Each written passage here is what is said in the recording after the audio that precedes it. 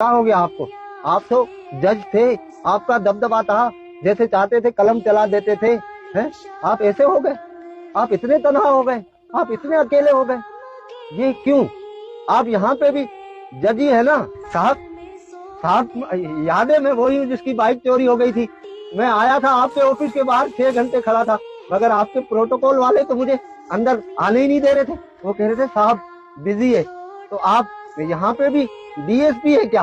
तो आप तो वही साहब है ना जिसका लाहौर में अलग बंगला था, कराची में अलग, इस्लामाबाद में अलग, और आपकी फैमिली यूके में रहती थी। मगर आजकल आप इतनी छोटी जगह में रह रहे, तो लोग क्या कहेंगे? आपकी इज्जत पे बात नहीं आएगी? जूते भी ब्रांडेड, बनियान भी ब्रांडेड, कपड़े भी ब्रांडेड हैं, तो क्या यहाँ पे भी सारी चीजें ब्रांडेड है? अच्छा ये बताएं, ये जो आपने यहाँ लगवाए हुए हैं ये कुछ पौधे, क्या ये भी ब्रांडेड है?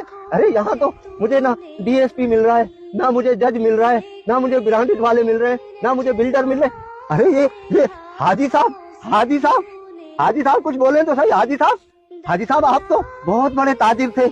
आप चीजें स्टॉक करके रखते थे और उसके बाद उसको डबल रेटों पे बेचते थे। आप ये सोचते थे कि चीजें महंगी होगी तो मैं डबल रेट पे बेचूंगा तो मुनाफा होगा। तो यहाँ भी आप सारी चीजें क्या डबल रेटों पे बेच रहे हैं? और क्या यहाँ भी आप हाजी साहब हैं क्या?